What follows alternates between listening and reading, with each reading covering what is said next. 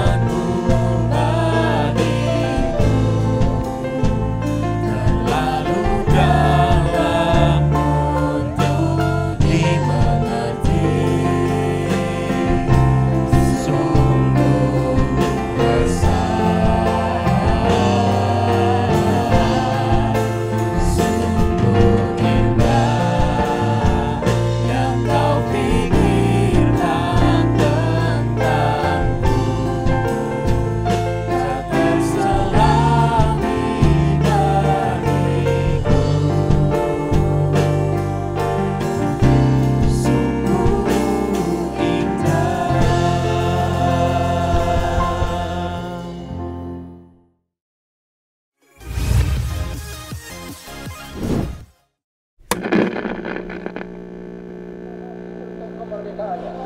Ditarakan tuan-tuan mengenal kejantanan amat dengan kawan-kawannya. Di Balikpapan tuan-tuan mengenal pemuda-pemuda Indonesia dari barisan berani mati. Ratusan ribu pemuda Indonesia telah masuk mencintai dan dibakutai. Sebab sekali lagi saya katakan, kami gandrung kemerdekaan. Semboyan kami ialah merdeka atau mati. Bagi kami tidak ada tanah air sonder kemerdekaan, tidak ada kemerdekaan sonder tanah air. Kalau tuan-tuan menyerang kami dengan pedang dan bom dan beril dan meriam, maka kami akan melawan mati-matian, berkelahi mati-matian. Dan yakinlah, tuan-tuan tidak dapat mematahkan kami. Kami pasti dibantu Tuhan, kami pasti akan merdeka.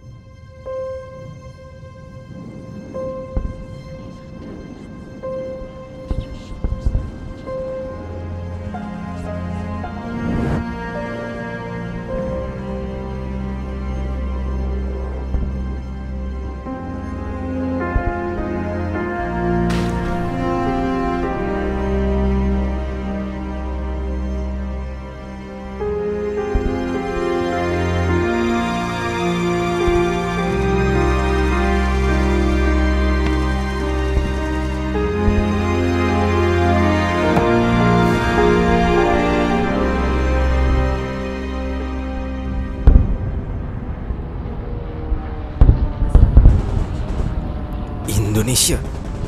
Come here, Alsjir. Belanda merdeka!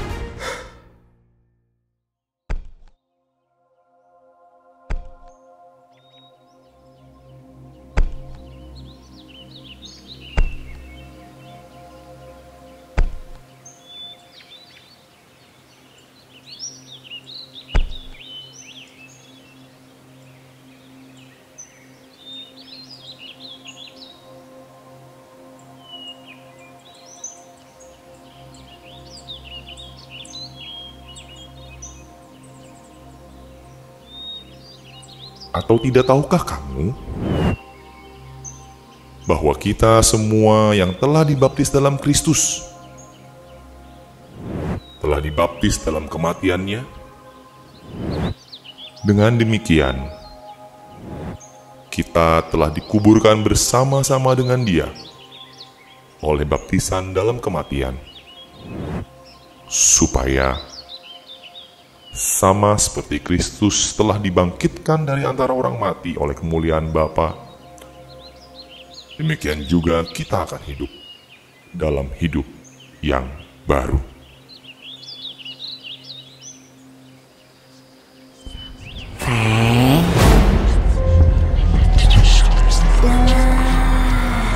Santai aja di rumah, ngapain berdua? Cakep kan dia? Sosor aja. Ngapain sih hormat-hormat sama orang tua? Udah lah, durhaka juga gak apa-apa. Sempit amat sih hormat-hormat sama kenapa sih?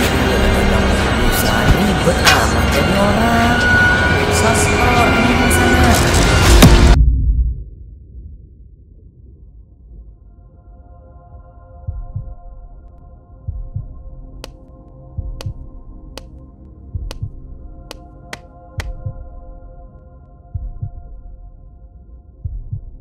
Kok gak bisa dilawan sih musuhnya?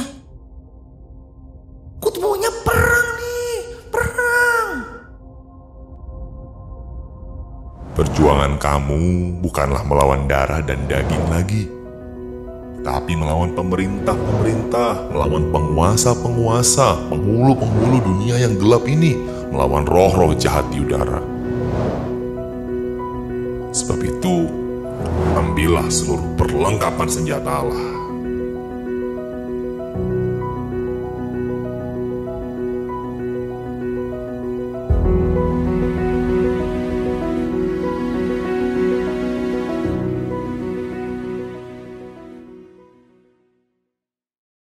Wahai pahlawan-pahlawan muda, gimana rasanya dipanggil pahlawan? Mungkin sebagian besar dari kalian tuh kalau dengar kata pahlawan agak gimana gitu ya. Kesannya kok kayak gue udah mati lama gitu kan. Udah masuk dalam liang kubur yang udah rasanya ya ampun terlupakan kan gitu. Tapi nggak aneh juga sih. Karena suka nggak suka, kita sangat sering ya dari dulu mungkin dari kecil dari SD gitu kalau upacara mendengar kata pahlawan itu disandingkan dengan kalimat seperti ini nih. Untuk mengenang jasa para pahlawan kita yang telah gugur. Nah, marilah kita mengheningkan cipta. Benar, tapi kita sekarang bukan mau mengheningkan cipta ya.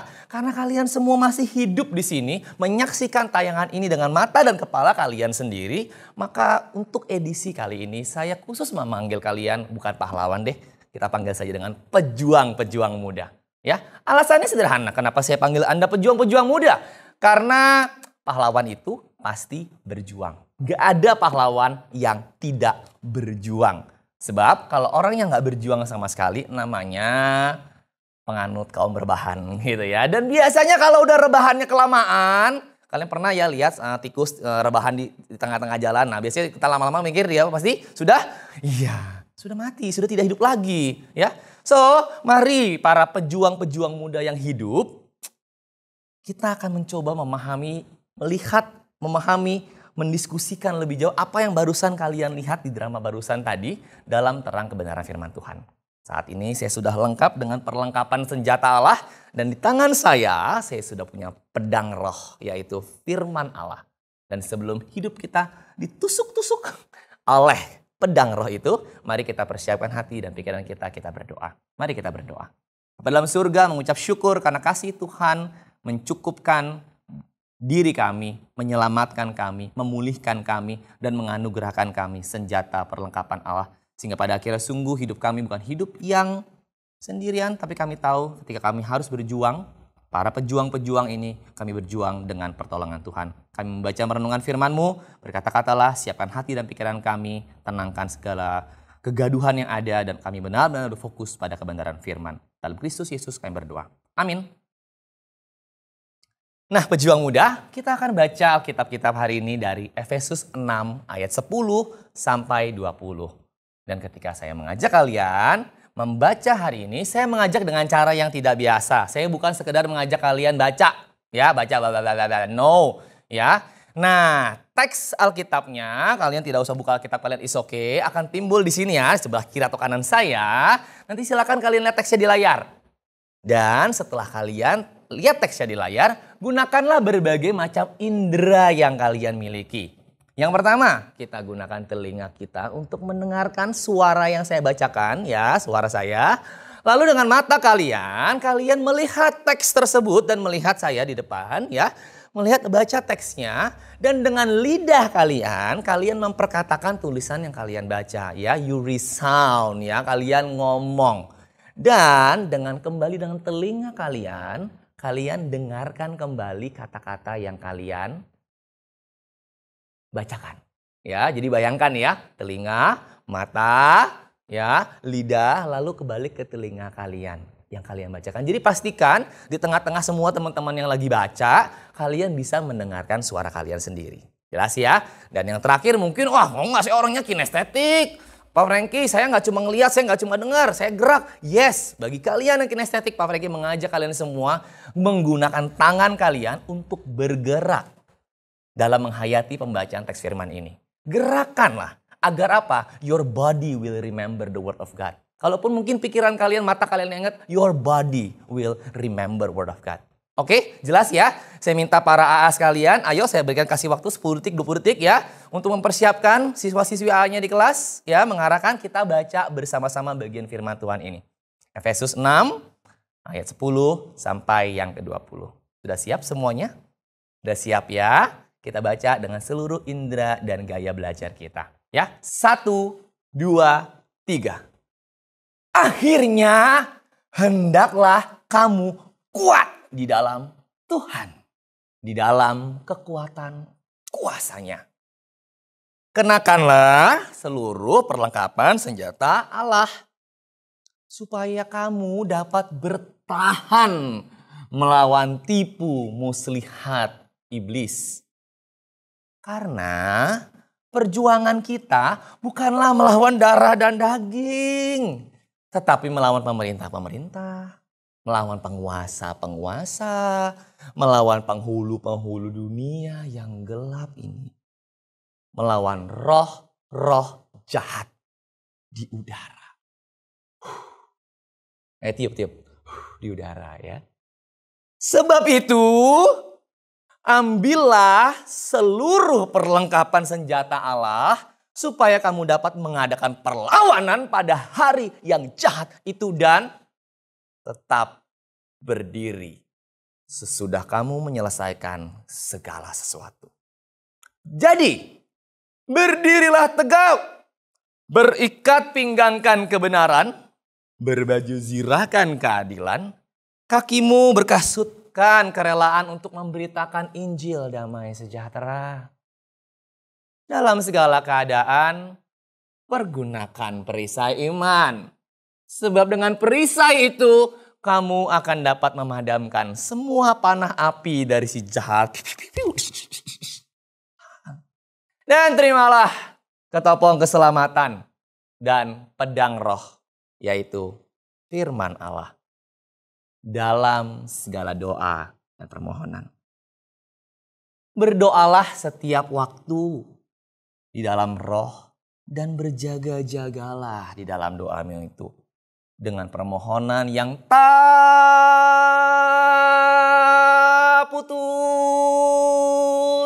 putusnya untuk segala orang kudus. Juga untuk aku. Supaya kepadaku, jika aku membuka mulutku, dikaruniakan perkataan yang benar. Agar dengan keberanian, aku memberitakan rahasia Injil. Yang kulayani sebagai utusan yang dipenjarakan. Berdoalah, supaya dengan keberanian, aku menyatakannya sebagaimana seharusnya aku berbicara. Demikian firman Tuhan. Bagaimana pejuang muda? Semoga ya cara ini dapat membuat kita semakin bisa menikmati pembacaan firman Tuhan ya. Dengan segala keunikan gaya belajar kita masing-masing. Dan juga dengan segala panca indera yang Tuhan anugerahkan buat kita. Demikian firman Tuhan. Amin. Nah pejuang muda, surat Paulus kepada jemaat di Efesus yang barusan kita baca ini merupakan sebuah surat Paulus yang dia tulis ketika dia sedang dalam penjara rumah. Ya. Nah surat ini sifatnya tuh lebih umum. Surat ini tuh nggak kayak surat Korintus yang jelas-jelas jemaat ini tuh punya masalah lalu Paulus tuh kayak ngasih solusi gitu loh ya, kasih jalan keluar, nasihat-nasihat, enggak kayak gitu. Jadi surat Efesus ini lebih ke arah luapan pemikiran dan perasaan Paulus kepada jemaat yang dikasihinya. Ya, Paulus di sini memberikan pokok-pokok pengajaran yang penting, pokok-pokok pengajaran Kristen yang penting untuk mendukung kehidupan beriman mereka. Jadi kalau diisengnya pakai bahasanya tuh surat Efesus ini tuh seperti buku Being Christian 101. Tahu ya pengertiannya Being Christian 101 ya. Jadi langkah-langkah menjadi seorang Kristen. Nah, kita quick review aja ya. Pasal 1 Efesus membahas tentang bagaimana pemilihan Allah terhadap orang-orang percaya. Dan di pasal 2, ini pasal yang paling sering mungkin dibahas dengan kita baca juga ya. Paulus menyampaikan kepada kita bahwa dulu tuh kamu jahat, kamu tuh ikutan sono gitu kan. Kamu tuh juga tapi akhirnya dibangkitkan, mati dan dibangkitkan bersama Kristus dalam Kristus. Dan akhirnya Paulus menegaskan ya dalam ayat hafalan yang paling sering kita hafalin ya, Efesus 2:8-9, bahwa keselamatan itu semata-mata kasih karunia Allah. Bukan karena usaha kamu. Nah ini juga nih yang tadi kita lihat di visualisasi babak yang pertama ya. Ketika si Frankie hidup dalam cara perjuangan yang lama sebagai pahlawan perang.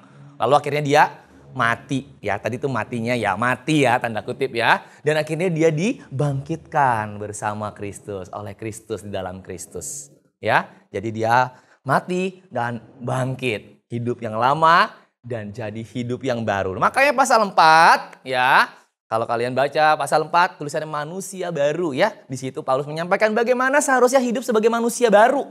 Sebagai anak-anak Allah, yaitu menanggalkan yang lama. Ya, tadi bajunya, tentaranya ditanggalkan, lalu dikenakan pakaian yang baru. Ya, dan ini digambarkan dalam Frankie yang baru bangkit tadi ya, setelah bangkit tadi. Dan pasal 5, Efesus pasal 5 mengingatkan kita bagaimana kamu sebagai manusia baru, sebagai anak-anak Allah, hidup dalam berelasi dengan sesama. Nah sekarang yang barusan kita baca adalah pasal 6. Ya. Dan ketika tiba di pasal 6, pasal yang terakhir, Paulus tadi pakai kata akhirnya. Ya biasanya kalau kalian ngomong akhirnya terakhir juga gitu. Tapi bukan ya, Paulus ngomong akhir itu bukan karena akhirnya udah mau selesai surat gue, enggak. Ya, tapi ini menggambarkan sebuah finale ya, sebuah puncak ya. Sebuah nasihat, semua yang sudah tadi aku nasihatkan, aku tuliskan segala pengajaran itu. Ini nih puncaknya. Apa puncaknya? Hendaklah kamu kuat di dalam Tuhan. Di dalam kekuatan kuasanya. Ketika kamu nanti hidup sebagai manusia baru, hendaklah kamu tuh kuat di dalam Tuhan, di dalam kekuatan kuasanya. Paulus pengen ngomong menegaskan kepada jemaat di Efesus dan tentunya buat kita semua yang mendengarkan saat ini, bahwa dalam menjalani hidup yang baru ini sebagai manusia baru, sebagai anak-anak Allah, sebagai pejuang-pejuang di dalam Kristus, kita nggak bisa mengandalkan kekuatan sendiri. Ya, makanya kuatlah di dalam Tuhan. Tapi apabila apakah ketika kita kuat dalam Tuhan berarti ya udah dong, berarti ya kita seperti Kapten Amerika aja ya, dorman tidur gitu terus tiba-tiba disuntik, langsung kuat gitu kan? Enggak juga, enggak gitu juga caranya ya. Ketika Paulus menasihatkan kuatlah kamu di dalam Tuhan, bukan artinya kita duduk ongkang-ongkang kaki kipas-kipas ya, nunggu trading kita jalan, enggak, bukan gitu ya. Bukan ya. Tapi kita juga perlu adanya active participation kan gitu. Nanti kita akan lihat ya dalam ayat 1:11 sampai 13 ya. Kata-kata yang digunakan nasihat-nasihat Paulus ini kata-katanya aktif sifatnya. Menunjukkan peran aktif dari anak-anak Allah yang hidup. Pertanyaannya kenapa sih ya Pak Franky akhirnya kita perlu aktif dua-duanya. Allah dan kita dengan Allah ya. Penjelasannya ada di ayat ke-12 ya. Dengan gamblang Paulus menyatakan bahwa perjuangan kita bukanlah melawan darah dan daging. Sorry nggak ada darahnya ya.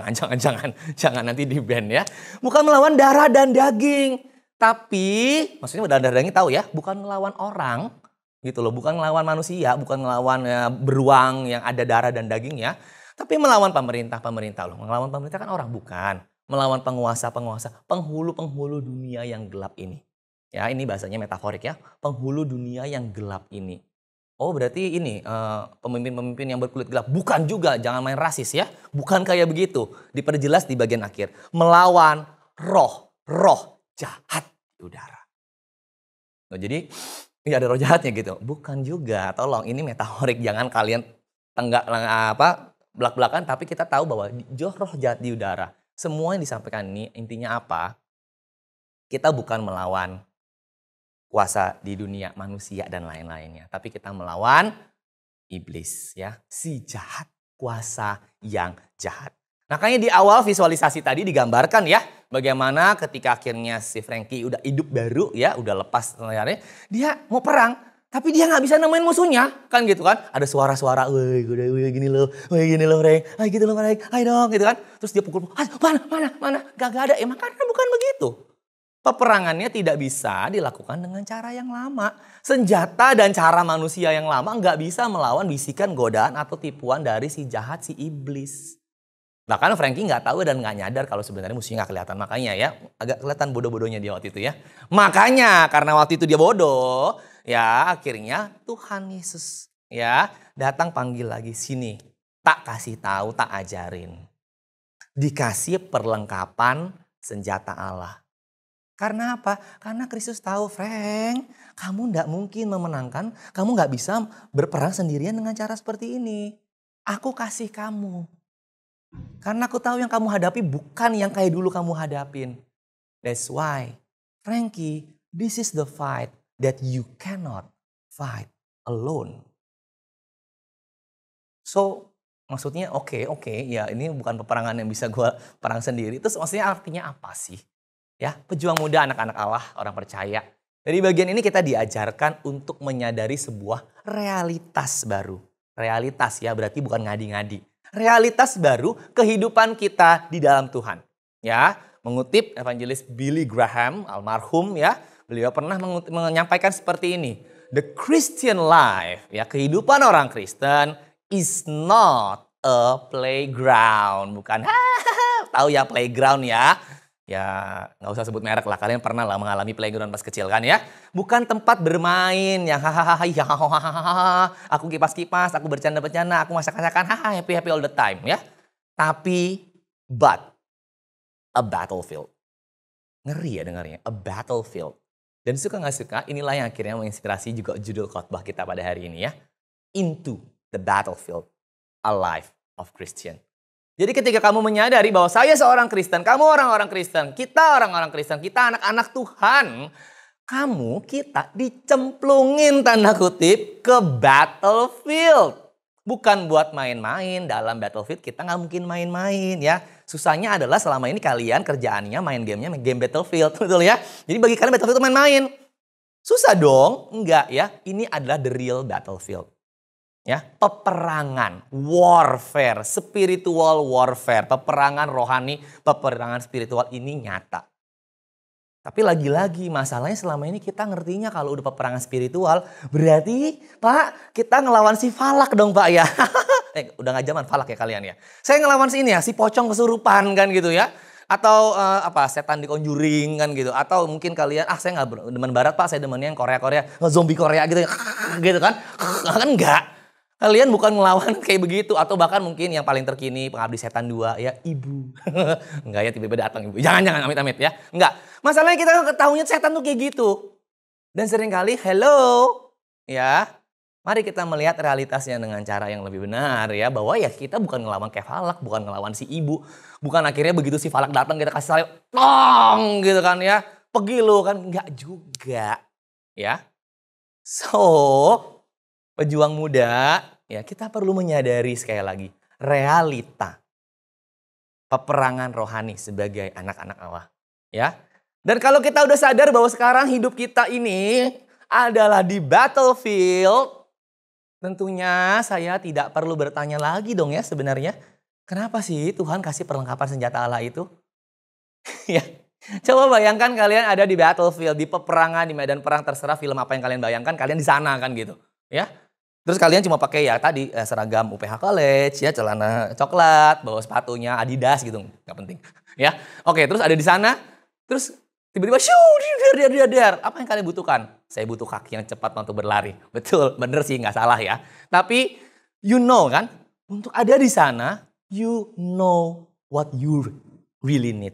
Kalian butuh perlengkapan perang. Setidaknya kalaupun aku nggak bunuh orang, aku nggak melawan penjahat gitu kan ya, atau lawan musuh gitu, aku terlindung lah. Kalau ada peluru nyasar, terus sakit tapi nggak kena jantung, kan begitu. Ya, you will know what you really need if you realize where you are. Makanya di ayat 11 dan 13 dua kali loh Paulus ngomong. Ayat 11, kenakanlah seluruh perlengkapan senjata Allah. Ayat 13, ambillah ya, ambil perlengkapan senjata Allah. Masing-masing perintah itu ada belakangnya lagi, ada supayanya kan gitu ya. Kenakanlah supaya, ambillah supaya. Ya, biasanya kalau ngomong supaya kan ada tujuannya. Tujuannya ngapain ya? Ayat 11, supaya kamu dapat bertahan melawan tipu muslihat si iblis.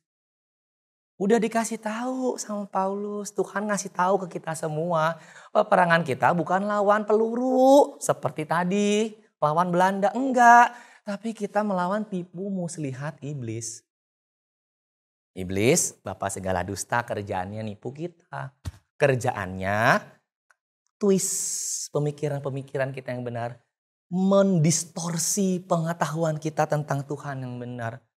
Nilai-nilai moral kita dikodok-godok, diubrek-ubrek gitu kan ya.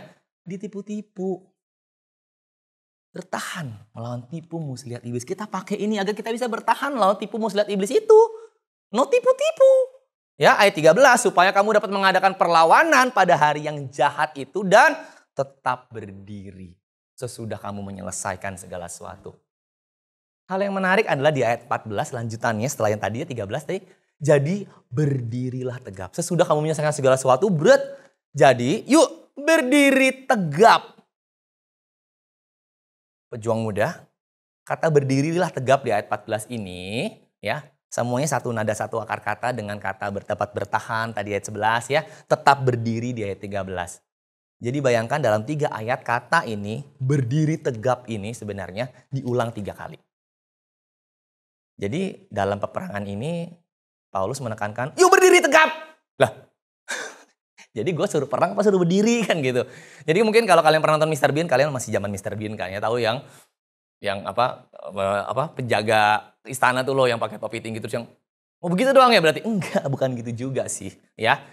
Jadi kesannya memang Paulus kok kesannya nggak suruh perang, nggak suruh lawan, kok kayak nggak pengen menang, kok Paulus itu nggak ngomong ya udah menanglah kan gitu kan ya, supaya kamu menang, supaya iblis keok, supaya iblis kamu injak-injak kepalanya, supaya iblis kamu potong lidahnya, ya enggak juga. Jadi kita menggunakan perlengkapan senjata lain bukan buat kayak gitu. Lah kenapa? Kok enggak kayak gitu? Kenapa ya enggak kayak gitu? Pejuang muda, secara sederhana kita bisa mempelajari poin kedua dari peperangan rohani ini. Tadi yang pertama ini realita, is real ya. Dan yang kedua adalah bahwa orang percaya diperlengkapi dengan armor of God, perlengkapan senjata Allah untuk tetap teguh berdiri. Dengan cara bertahan. Loh kok cuma bertahan lagi-lagi? Ya, karena pada dasarnya gini, ya, logikanya begini, ya. Karena peperangan rohani ini, spiritual warfare ini adalah peperangan yang sudah ada pemenangnya. Antara iblis dan Allah, pemenangnya kita sudah tahu. Siapa lagi pemenangnya kalau bukan Kristus? Maksudnya apa? Kristus turun, mati dan turun ke dalam dunia orang mati, 3 hari kemudian dia bangkit. Apa artinya kebangkitan? Ya, dia menang atas maut. Maut adalah akibat dari dosa. Berarti dia menang atas dosa, menang atas kuasa maut, menang atas kuasa dosa, menang atas iblis. Di sana adalah sebuah kenyataan, dengan dinyatakan secara nyata, sebuah deklarasi kemenangan Kristus. Dan bukan buat Kristus doang. Ya, bukan udah selesai gitu kan ya, keren-kerenan bangkit, enggak. Tapi kita pun mati dan bangkit bersama dengan Kristus. Itu dianugerahkan kepada kita. So, ya, that's why karena peperangan ini sudah ada pemenangnya yaitu Kristus, kita tanda kutip gak disuruh buat menang. Kenapa? Karena jangan sampai kalau kita berjuang terus kita menang, wah, iblis bilang, Frankie, kamu tidak berharga. Pergi kamu. Wah, aku sudah tahu gini. Lalu menang, hei pergi lo iblis gitu kan. Terus gue bangga. Songong. Nanti maksud saya ya. Jangan sampai kita menang dalam peperangan ini dan akhirnya kita ngerasa bahwa kita yang menangin peperangan ini emang karena gue bisa aja, karena gue jago. No, balik lagi ayat 10 tadi ya. Berdirilah dalam kuat kuasa dan kekuatan Allah. Selain itu, ya, tujuannya adalah supaya karena kita sedang dilatih oleh Allah dalam battlefield ini. Untuk apa? Untuk berjuang berdiri dengan tegap. Ya. Bukan sembarang berdiri dengan tegap, tapi berdiri lagi-lagi di dalam kekuatan dan pertolongan Tuhan. Ya. Jadi battlefield ini juga tanda kutip momen di mana Tuhan mengizinkan kita latihan berdiri, bertahan dengan tegap dalam peperangan-peperangan ini. Untuk mengandalkan Tuhan. Karena lagi-lagi cara lama nggak ngaruh, nggak bisa. Ya. So sampai di sini kita sudah memahami ya 2 hal. 1, realita peperangan rohani. Itu real, ada dan nyata ya. Dan 2, bagaimana akhirnya kita menjalaninya, tujuannya dan supayanya apa ya. Yaitu untuk berdiri tegap sampai akhir ya. Bukan untuk mengalah-ngalahkan akhirnya ngosong sendirian ya. Nah oleh karena itu mari sekarang kita lihat untuk kita bisa mencapai sampai tujuan sana. Apa sih yang Tuhan sudah siapkan bagi kita untuk survive dalam battlefield ini. Ya, yang pertama, ikat pinggang kebenaran, ya. Ya. 2, baju sirah keadilan, ya. 3, kasut kerelaan, gak kelihatan tapi Anda bisa tahu di sini ya tadi udah ya. Untuk memberitakan Injil damai sejahtera. 4, perisai iman. 5 ketopong keselamatan. Dan 6 pedang roh yaitu firman Allah. Masing-masing dari senjata ini jujur saja, para pejuang muda kita akan panjang banget kalau kita bahas dengan detail ya. Oleh karena itu hari ini kita nggak akan lihat satu persatu dengan sangat detail, tapi nanti kita akan fokuskan pada 1-2 contoh. Mungkin lain kali kita bisa bahas masing-masing ya. So, secara umum mari kita lihat bahwa gambaran senjata Allah ini dikaitkan dengan kebenaran, keadilan, iman, keselamatan, Injil, dan firman. Bukankah ini adalah hal yang kita lihat sehari-hari? Ya. Jadi lagi-lagi, walaupun memang ini adalah peperangan spiritual warfare, tapi ini dikaitkan senjata-senjatanya dikaitkan dengan pentingnya sehari-hari. Ya, jadi ini bukan berarti literally kita kemana-mana harus pakai ketopong kayak begini nih ya. Harus pakai gini, mana-mana harus bawa firman Tuhan, Alkitab, harus bawa tameng seperti ini. Iya enggak juga, harus pakai sabuk seperti saya enggak juga. Ya, tapi yang perlu kita ambil dan kita kenakan adalah satu, kebenaran. So wherever you go in this battlefield, gunakan kebenaran, pakai kebenaran. Ya, kemanapun kamu berada, pakai keadilan, pegang iman, ingat keselamatan. Jangan lupa terhadap Injil, damai sejahtera, dan firman Tuhan. Ya, jadi dalam sehari-harimu itu jangan dibuang, jangan dilupakan. Aduh Pak, ribet. Maksudnya gimana sih memakai kebenaran, ya kan? Memakai keadilan gimana sih realnya? Oke, kita kasih sebuah contoh yang super general dulu ya. Ini karena contohnya perang, kita pakai perang ya. Mungkin kita lihat perang antara Rusia Ukraina ya. Kalau kita mau lihat dengan perspektif spiritual warfare ya. Entah kenapa Pak Franky melihat bahwa iblis tuh seakan-akan bekerja untuk memanas-manasin kedua pihak ini. Akhirnya konfliknya semakin panas sampai nggak berhenti-berhenti. Padahal kalau kita mau melihat ya, kalau kita mau ngomong kemanusiaan aja lah. Nggak usah ngomong pakai iman mana dulu ya. Kemanusiaan aja. Ketika perang terjadi dan ada korban ya, mungkin jenderalnya terus ngelihat ada ibu megang bayi, terus bayinya ketembak, jedar, ibunya nangis luar biasa. Kita tuh kan ini ya, secara belas kasihan hati nurani itu yang aduh udahlah berhenti. Tapi kok ya terus berlanjut gitu loh. Bukankah ini yang seakan-akan tuh iblis manasin. Ayo terus. Dan di tengah-tengah situasi yang seperti ini, di mana seakan ya, dan entah saya juga percaya sarasi seperti itu ya, iblis bekerja dengan luar biasa menghasilkan konflik ini, di manakah keadilan? Di manakah kasih? Di manakah kebenaran? Di manakah firman Tuhan yang mengingatkan, ayo dong, kan gitu, kasihilah sama manusia, ingat kan gitu kan. Adil dong buat orang-orang yang korban sipil yang gak bersalah ini. Ya. Tapi ya itu kayak contohnya terlalu jauh deh Pak. Ya oke lah, mungkin gak semua dari kalian peduli ya dengan perang ini. Dan mungkin juga kalian gak berpikir bahwa perang ini juga urusan iblis, enggak juga. Oke lah, kita persempit aja lah. Kita persempit sekarang contohnya ketika kalian, wahai pejuang muda di sekolah UPH College secara khusus. Kalian berjuang nih mati-matian. Aku belajar ya untuk ujian dan belajar ngerjain paper ini mati-matian ya. Dengan jujur, dengan integritas akademik, dengan perjuangan bahwa aku mau belajar. Ya, di sisi lain 2 meter dari kalian. Gak kedengeran nih, nomor 22 apa? Kan gitu. Ya. Nah gitulah caranya gimana kalian lebih jago. Ups, ya ketahuan deh. Ya. Ada yang nyontek dan belum ketahuan gurunya kebetulan. Ya lihat aja nanti ya. At the end, lalu kalian dapat, wih gila paper dia dapat 98. Padahal dikerjain orang. Nggak ngerjain sendiri. Copy paste. Waduh. Sedangkan saya yang udah baca 20 buku gitu kan. Cuma dapat 88 kan gitu. Di mana keadilan? Saya jujur berjuang ya.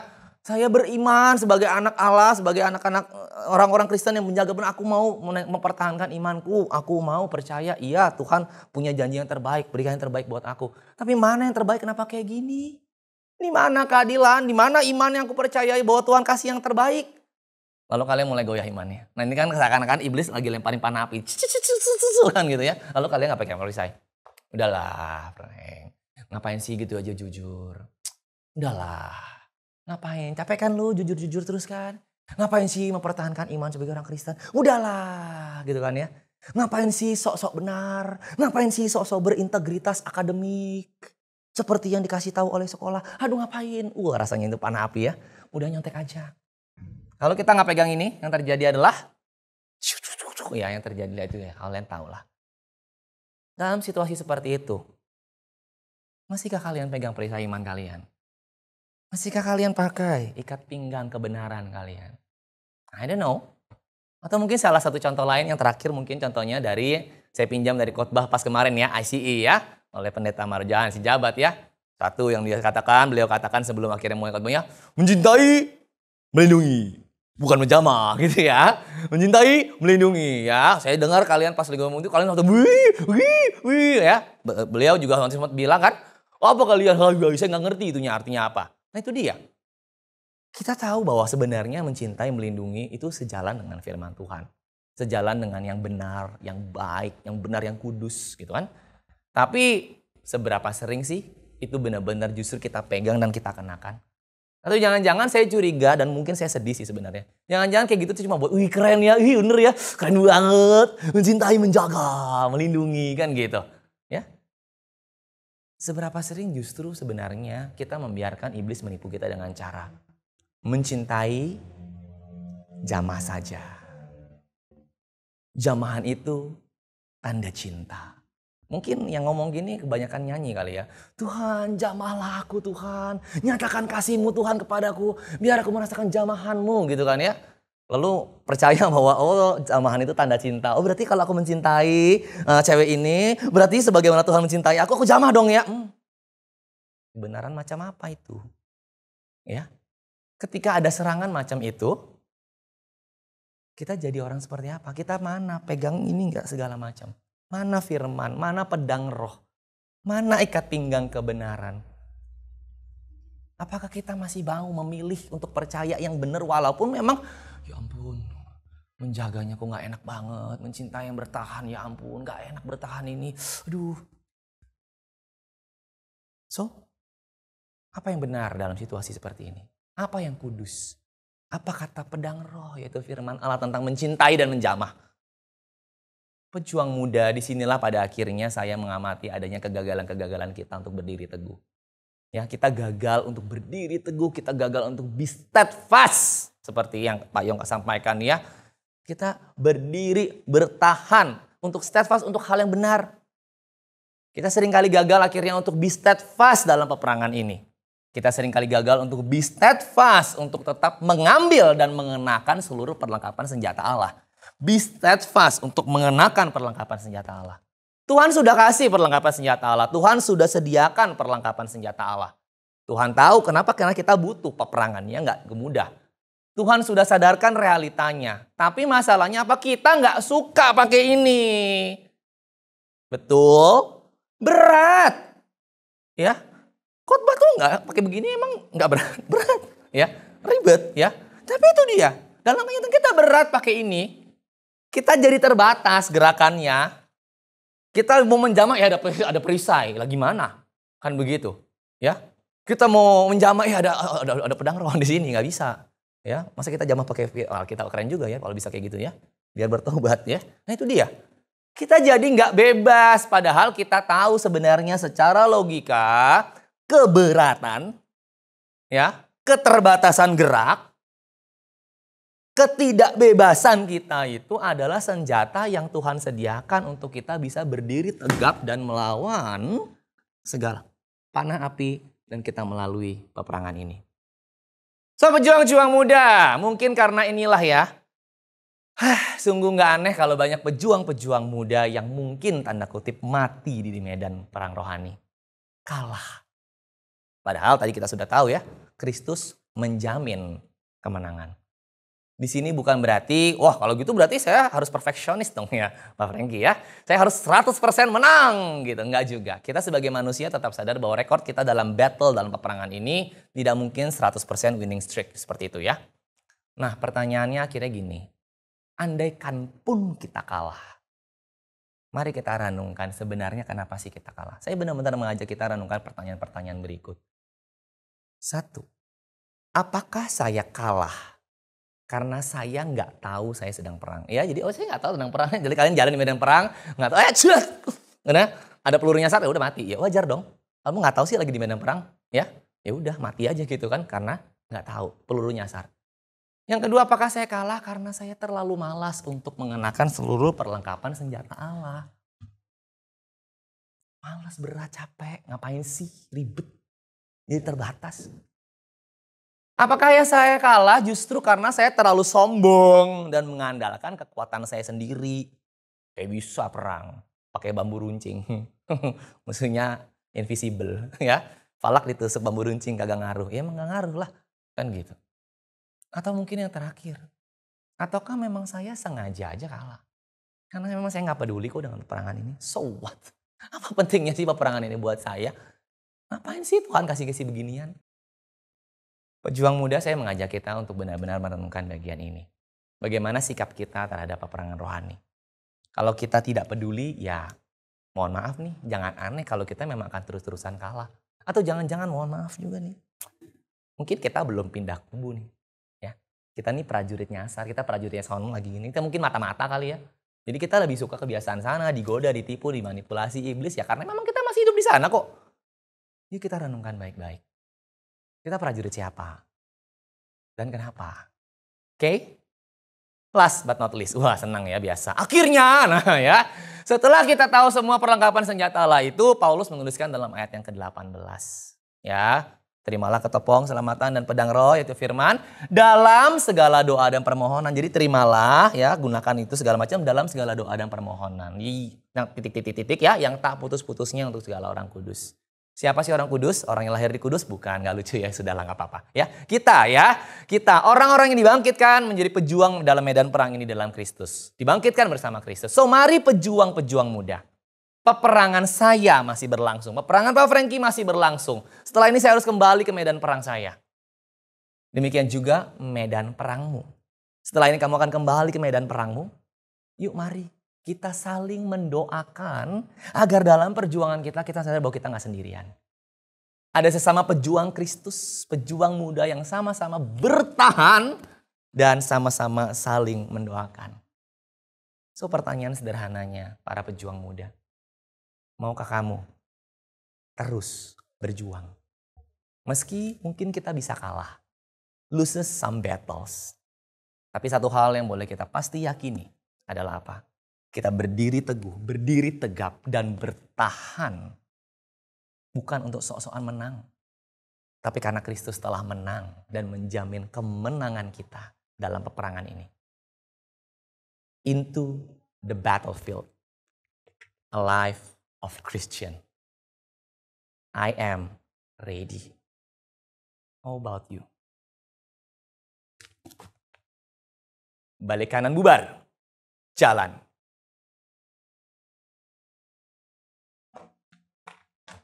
Berjuang. Bapak Ibu guru, staf dan seluruh siswa-siswi IPA College yang dikasihi Tuhan, kita akan mengakhiri ibadah kita dengan menerima berkat Tuhan. Oleh karena itu arahkanlah hati kita, pikiran kita dan seluruh hidup kita kepada Tuhan dan menerima berkat Tuhan. Tuhan memberkati engkau dan melindungi engkau. Tuhan menyinari engkau dengan wajah-Nya dan memberi engkau kasih karunia. Tuhan menghadapkan wajah-Nya kepadamu dan memberi engkau damai sejahtera. Amin.